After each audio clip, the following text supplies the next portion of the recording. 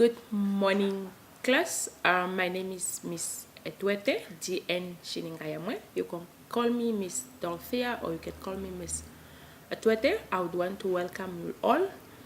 The students for the Bachelor of Education Honors, BEd Hons, BEd CS11 and Senior Primary, that's now the BECP, and the BEC, the BES CS32, Diploma in Education, DE, this is now the DE CS21, and Diploma in Education Secondary, this is now the DES, and the subject code is the GES CS21, and the Diploma in Junior Primary Education, the DGP, this is now the DGP CS32. The subject is the Curriculum Studies, Examination-Based Contact Classes, January 2019. So let me take this opportunity to welcome you all and feel free and get excited. This is a very good subject. Introduction. As I've already mentioned, welcome to the module of curriculum study. This presentation discusses some of the content covered in your study guide to help you in preparation for the upcoming exams. So this presentation is mainly to kind of just to support you and to guide you on answering certain questions on certain topics that are picked from the study guide. Please note that I will not be able to give the whole attention to the whole study guide because or to the whole content covered in the study guide due to time. For any queries, please contact me or send me an email. I'll provide my contact details at the end of the presentation. And I would also want to advise you that before you study, please, it's very important that you familiarize yourself with the learning outcome of the content of the subject. The learning outcomes are the expectations, or what are you expected to know, or what are you expected to understand at the end of the module or at the end of each unit. The learning outcomes are found at the beginning of each learning unit. This unit has, I think, 7 units, and each unit has its own learning outcome that you please need to go through, or you need to study thoroughly. Not really to study thoroughly to memorize, but just to go through so that you understand the whole content of the subject. As you are studying, it's also very important that you pay attention to the learning activities and practice them to gain more understanding. If you look at the beginning of your study guides, there is what we call the learning activities. The learning activities, these are more like self-marking activities. Sometimes you do not need to give answers but you need to go through, because some of the questions are asked, some of the questions appearing in the learning activities, they also help you, they kind of sensitize you on the alert you, or they acquaint you with just few skills and knowledge on the subject. So it's very important that you also practice these learning activities. Read through your study guide thoroughly for your exams and study all the units in the module in preparation for the exams. So read all your study guide thoroughly for your exams and study all the units in the module in preparation for the exams. So you would find that the topics covered in this presentation, not every topic is appearing in the presentation. So please, I advise you that read thoroughly. By this I mean read from page 1 up to Z, A to Z, so that you should be able to prepare your exams, because some of the questions, some of the topics are not covered in this presentation and they are still going to be part of the exams. And I also want to alert you that prior to our main discussions, it's important that I take you through some of the learning outcome to acquaint yourself with the subject content. Please, I would also want to tell you that the learning outcomes I'm going to go through are not not all of the learning outcomes I'm going to cover. So I have just picked some of them to kind of just give you a bigger picture, or to give you a broader picture of the whole subject. But I would also alert you, and I would also, I'm still advising you that please go through all the learning unit, go through all the study units, all the in the units in the study guide to prepare for your examination. As I've mentioned earlier, this module will take you through key characteristics of the curricula and quality education. One of the first learning outcome for this module is you are expected to know, or to understand the key characteristic of the curricula and the quality of education. What do we mean when we speak about quality education, and what do we mean when we speak about curricula or curricula? Provide the historical improvement of the curriculum. When we speak about the quality education, remember the 4 goals of education in Namibia. They speak about access, they speak about quality, equity, access, equity, quality, and there are 4. There's quality, there's equity, there's access, and the 4th one, I'm not getting it very well now. But by this I mean the quality education. This is the type of education that is able to equip the learners or the students with the current contemporary skills that are needed in the global market. This is the type of education that it's quality based on the implementation, the teaching methodologies, and the graduates. What type of the graduates are we getting after people have been taught, or after people are graduating? At the end of the lesson, you should be able to provide the historical improvement of the curriculum. The historical improvement of the curriculum, I would want you to reflect your mind very well. Namibia has gone through independence, so after independence, you remember that the type of the curriculum that we have during independence is not the same curriculum that we had up to today.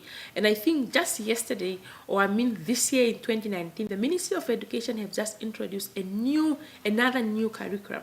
But I think you remember that before independence we have the Cambridge, and then immediately after independence we changed to, we have Cape, and then after Cape, then we changed to the Cambridge, and now we are changing to the other one, the historical improvement.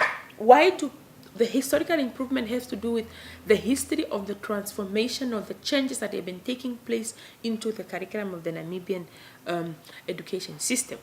Explain and discuss factors that influence curriculum issues. When we are implementing a curriculum, it's not it's not a one night, it's not a once-off activity. It goes through a transformation process. It's going through phases. It's a lot of people that are involved. There are a lot of stakeholders that are also consulted. Maybe we spoke of subject expertise.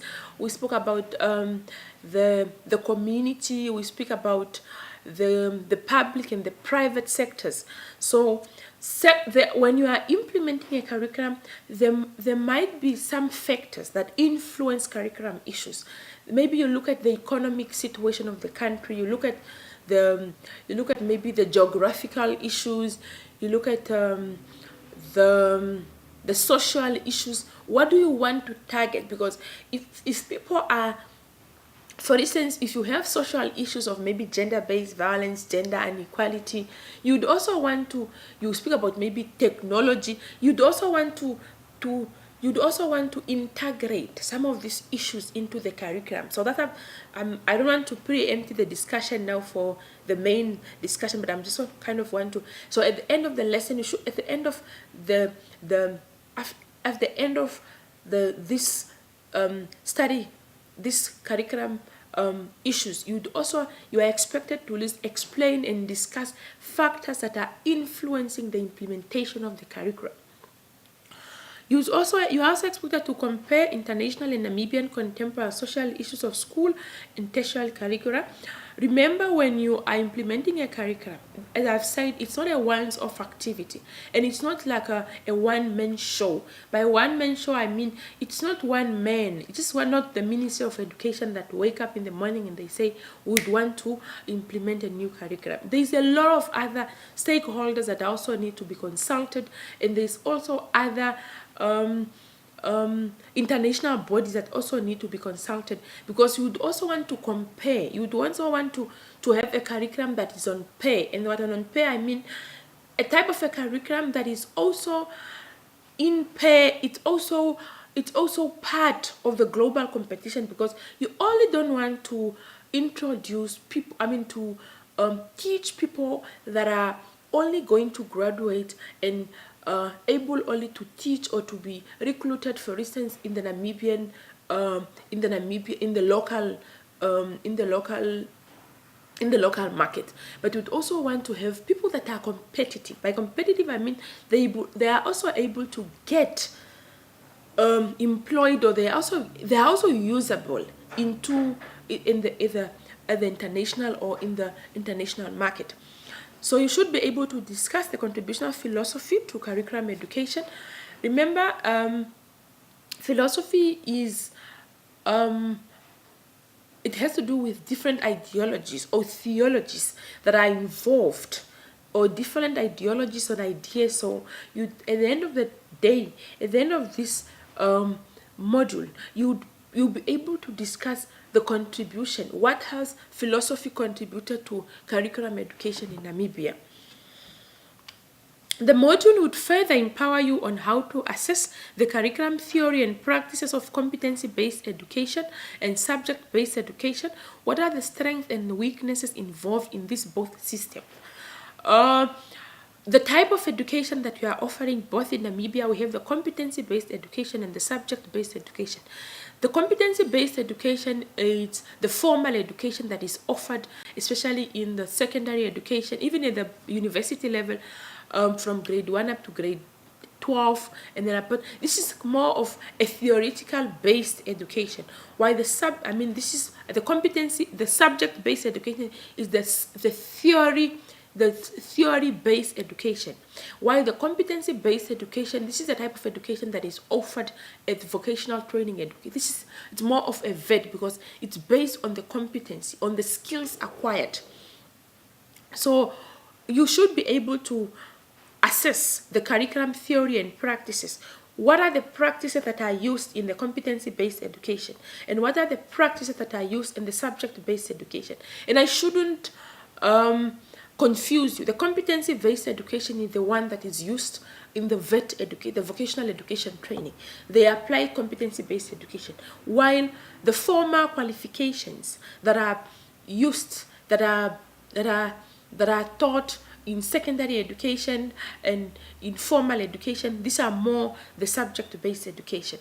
So you should be able to learn the steps and the procedures involved in designing the CBE and the SBE qualification. Remember, the competency-based education and the subject-based education are not even on the NQF, they are not offering the same qualification. The CBE, which is the competency-based education, they are more focused on unit standards, while SBE, the one that we offer from grade 1 up to grade 12, even at some level at the university, they are more based on courses, or they are more based on subject. The person have to pass a certain subject to go to the other level, while on the competency-based education, a learner or a student is expected to pass a certain unit standard, for them to qualify to the next level. You should be able to learn how to investigate curriculum implementation steps, learn how to investigate curriculum implementation step to explain the curriculum implementation step. Remember when I've mentioned that curriculum is not a one-man off show. There are certain steps that are followed for them to be for the curriculum to be implemented. So you call a lot of maybe expertise, stakeholders, you thoroughly discuss and exhaust some few issues. There's maybe the initial, there's a planning, there's a planning, there's implementation, there's monitoring, there's evaluation. So you should be able to investigate, you should be able to thoroughly explain and discuss steps used in the curriculum implementation. The module would also be able to help you to acquire best strategies on how to create a career education curriculum for Namibian secondary schools. By this I mean, at the end of the lesson, at the end of this study guide, at the end of this module, you should be able to explain the best strategies on how to create a career education curriculum for Namibian secondary schools. By mean create a career education curriculum, I mean a type of a curriculum that can offer quite a lot of career opportunities, or there's more opportunities for young people when they are graduating, or learners when they are graduating. They should be able to take, after secondary education, they should be able to take other different curriculum.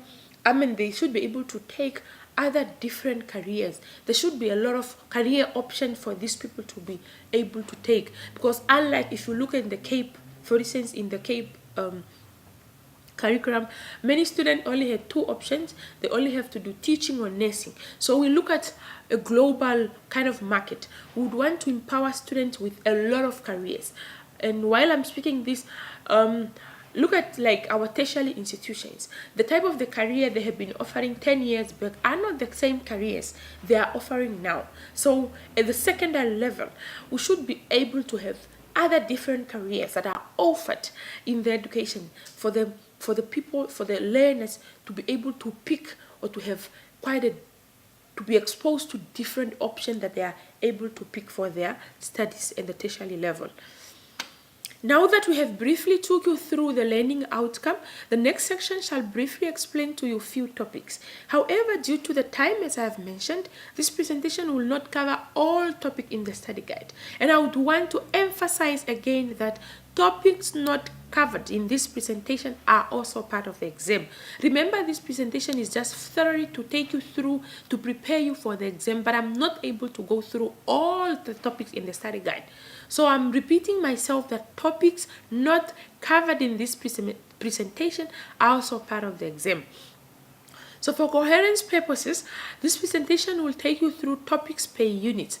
Though I'm not going to say this is coming from unit 1 and this is coming from unit 2, I'm going to discuss topics per unit. It's important you integrate the knowledge of the different units to achieve a holistic view of the whole study guide, of the whole module of curriculum issues.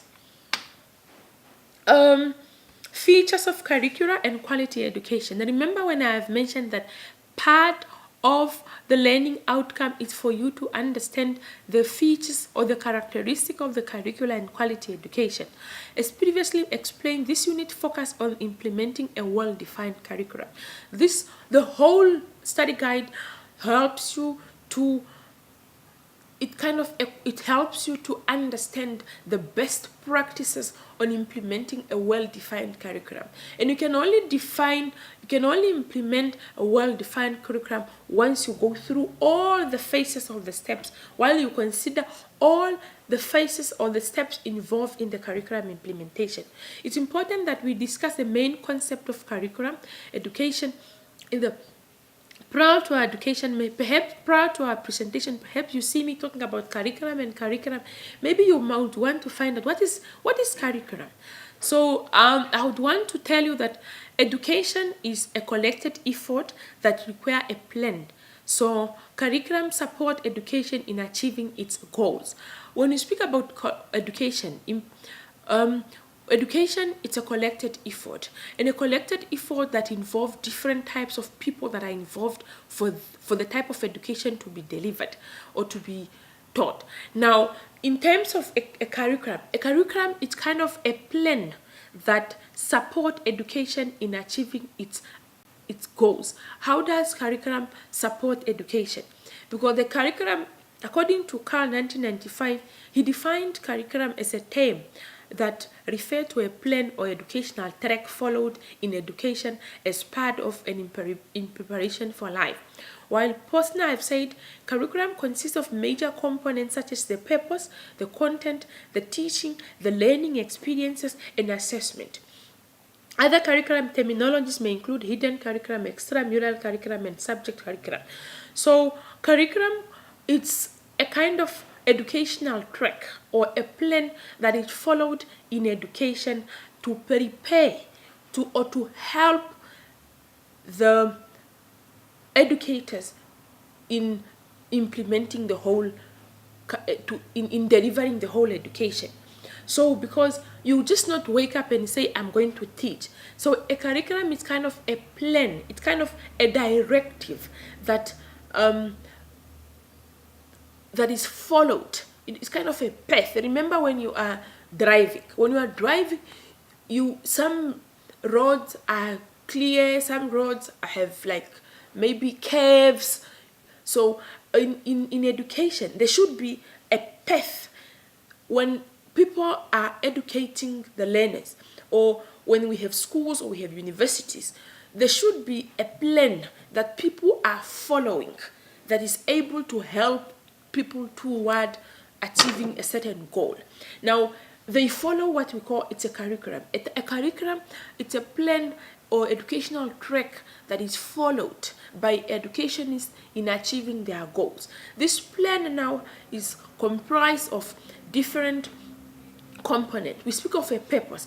This plan, the curriculum, outline the purpose of the whole education, the content, what is covered in the whole, what is covered into the whole education system, the content, what are the people going to teach.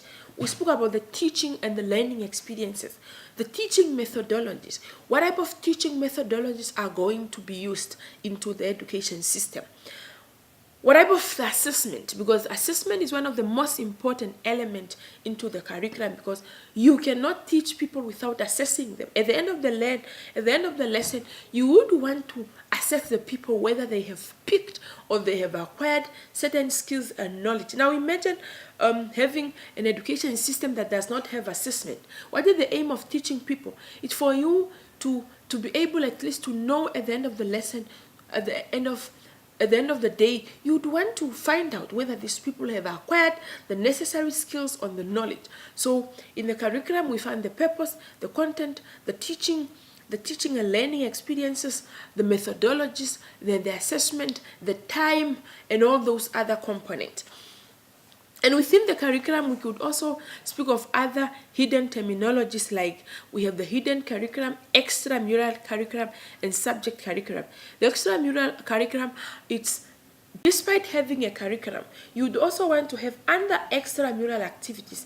Maybe perhaps you are teaching geography, for instance, or you are teaching religious, but you'd also want to put other issues of maybe counseling. You'd also want to put other issues of sport as part of extramural activities in the curriculum.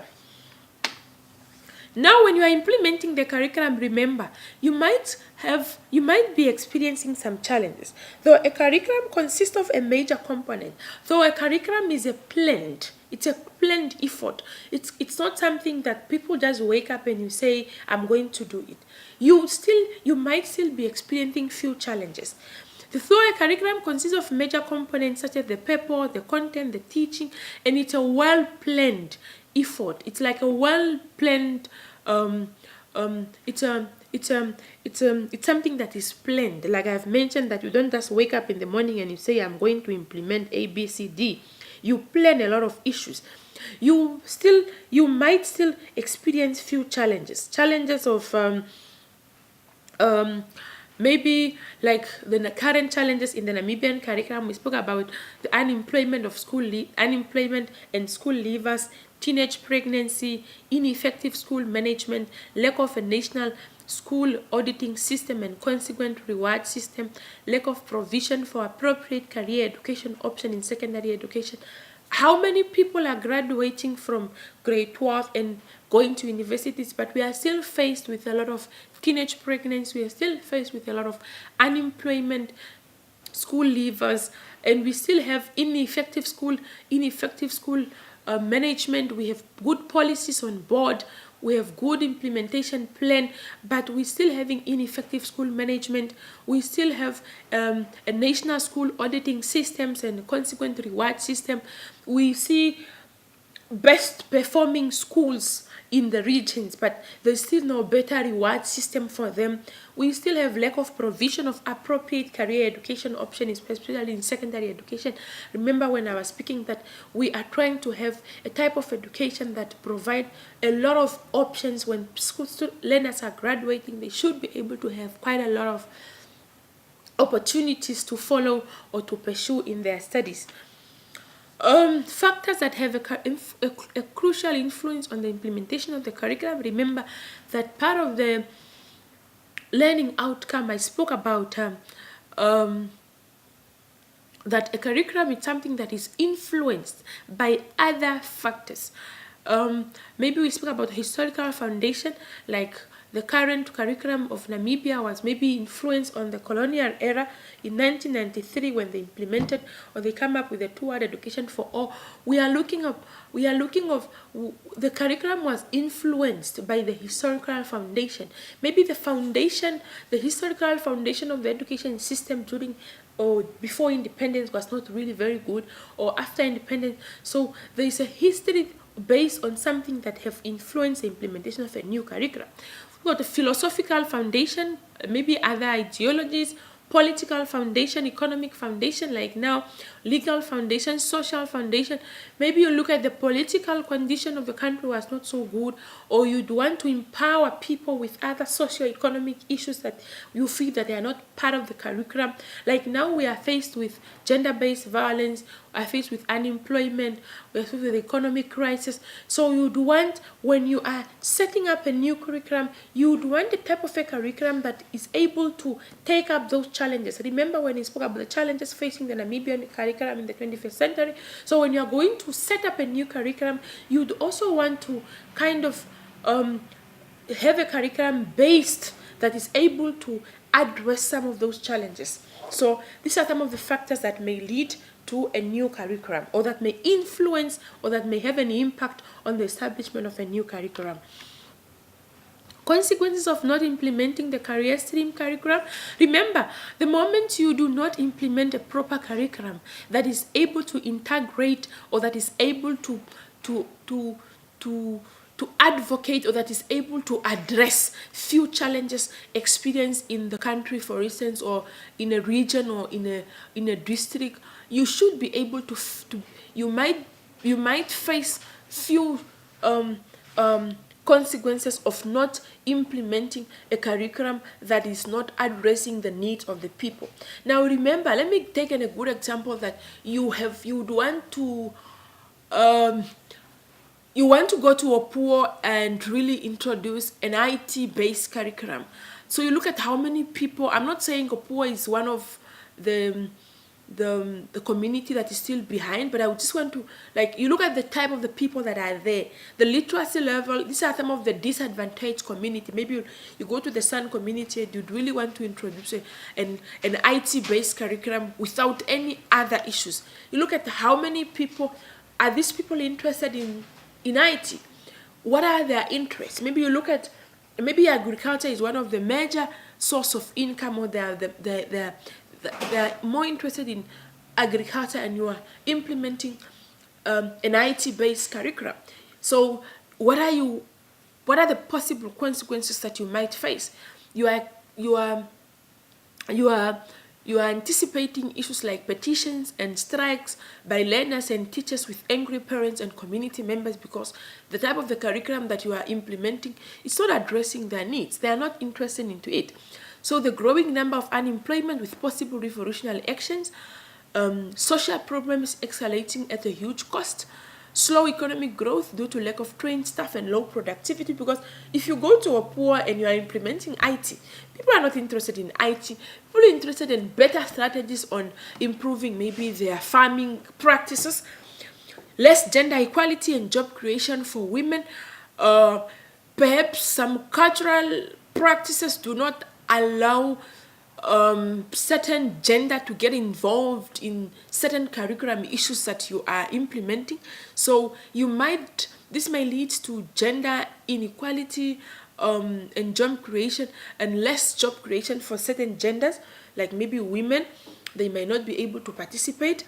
Lower competitiveness of Namibia on the global market. Remember when I said that if you are implementing a career stream, a curriculum that does not offer a lot of opportunities to learners to compete at the global level, you are also expecting lower competition of Namibian on the global market. We are moving toward guidelines that were accepted to develop a national curriculum in Namibia after independence. Remember when I said a curriculum is not a one-man off show. There are other issues that are considered when you are implementing a curriculum or when you are developing a curriculum. So like there were certain guidelines that were accepted or that were considered when to develop a national curriculum in Namibia after independence. Some of these guidelines that were considered include a democratic curriculum development process via subject panels. So it was not a man-off show. People have considered a lot of subject expertise that were taken from all the 13 regions to participate into the whole process. A spiraling approach in syllabus development where different grade levels and phases are progressively linked. There was also different spiraling approach where the people have decided that certain phases, certain grades should be linked to the other one, that grades, levels, and phases are progressively linked. By this I mean a person should follow a certain path in a way that you are not graduating from grade 1 up to grade 7 already. There are some phases that are linked. The grades were linked to one another. The levels were measured to link to one another. Like we have grade 1 leading to grade 2, grade 2 leading to grade 3, grade 3 leading to grade 4. Then we spoke about a curriculum that would foster democracy, non-racism, non-sexism, and equality. Remember, we have suffered from the colonial era where the education system was based on racism. There was different type of schools, for the pure whites and for the pure blacks. So the type of the curriculum that was the guidelines that were accepted on developing a curriculum after Namibian independence, it was based on the curriculum that will foster, that will enhance, that will encourage democracy, a democratical type of education where every child, every parent has a right to enroll their children in any type of education, in any type of schools. A curriculum that enhances democracy, that encourages non-racism, non-sexism, and equality. A holistic understanding of the nation and the whole world, and what happened in the classroom must be relevant for the Namibian society and the globe. We also spoke about people also considered issues of that can be linked to the Namibian challenges or in the world as well, not issues of just that are not able to help or improve the livelihood of the Namibian immediately after they left the class. So what happens in the classroom was linked, or it was something that could be used to solve other Namibian problems in the community and also at the global level.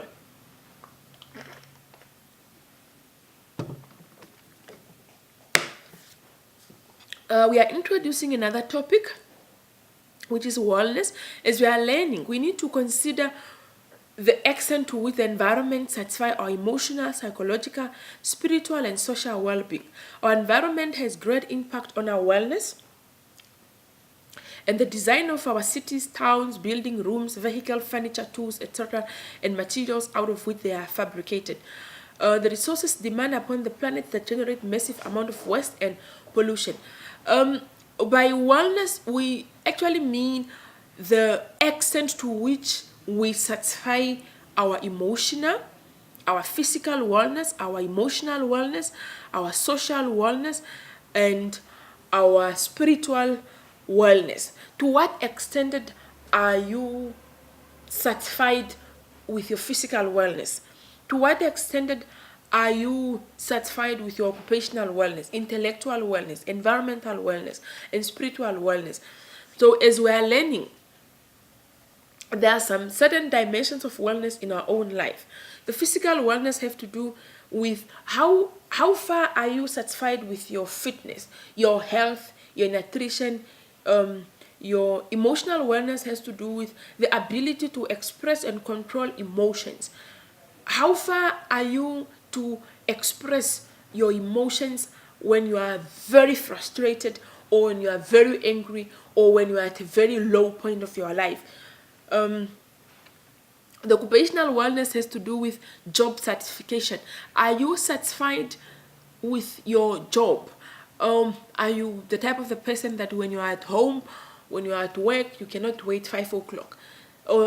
And how far are you able to be recognized for your contribution at your workplace or your professional development? Then you speak about the intellectual wellness. When you are The intellectual wellness has to do with the expansion of your knowledge. Are you able to learn something new every day? Your thinking skills.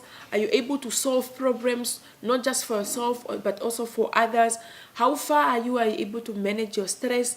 How far are you, to what extent are you able to adapt and tolerate and perceive others the way you perceive yourself? And the environmental wellness has to do with the extent how you understand interdependence with others and nature, neighborhood, home, and workplace.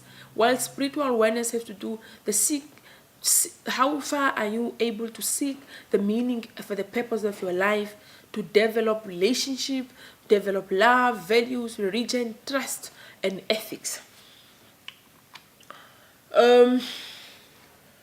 We are moving towards the Miller classification of orientation.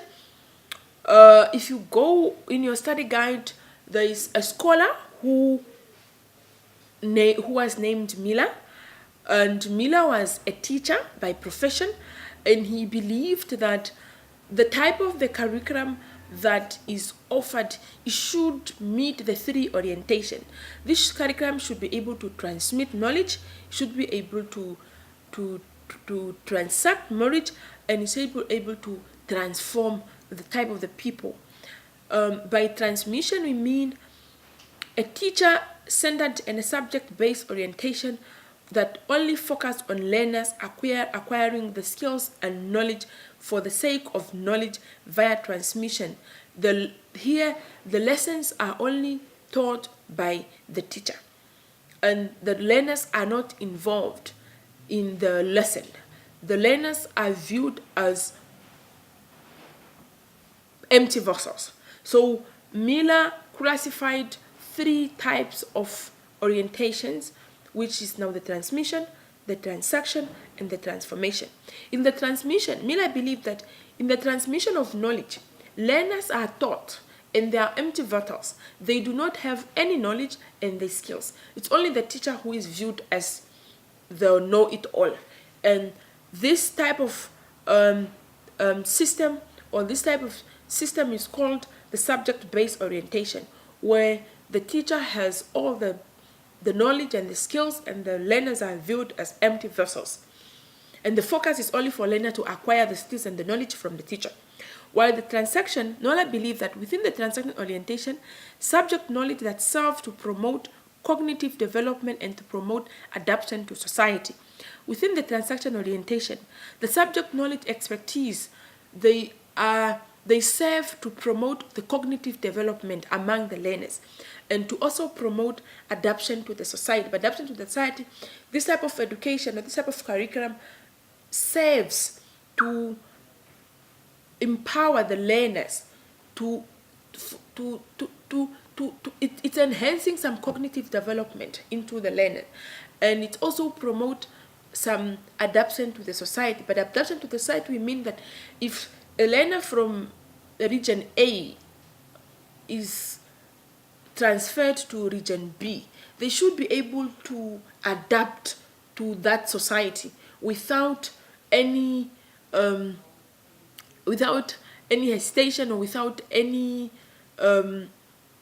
challenges. While the transformation in Miller's classification of orientation, Miller believed that the transformation orientation focuses strongly on the development of the reconstruction of the society. The focus is on the transformation, and the word implies that you are able, the curriculum is able to transform people in the society. And the aim is to prepare the learners to not only adapt to society, but to reconstruct the society. That if a learner was taught in region A, when they are going to region B, they should be able to make a change into that community. They should be able to transform. They should be able to reconstruct. They should be able to bring new changes that a community can really change. And they should be able to bring some kind of social changes into that type of a community. And then another scholar called Dew have viewed teaching methods differently. Dew is another scholar, it's another academic, who believes that the teaching method used into the curriculum, remember the curriculum involve teaching method, it should involve the teaching methodologies as well, and they are part of the component of the curriculum. So do you believe that the image view of teaching method, we believe that teaching method must involve structuring of learner content for quality learning. And you also believe that learner learn best via the project method as self-directed learning, and learning by incorporating experiment that involve many senses.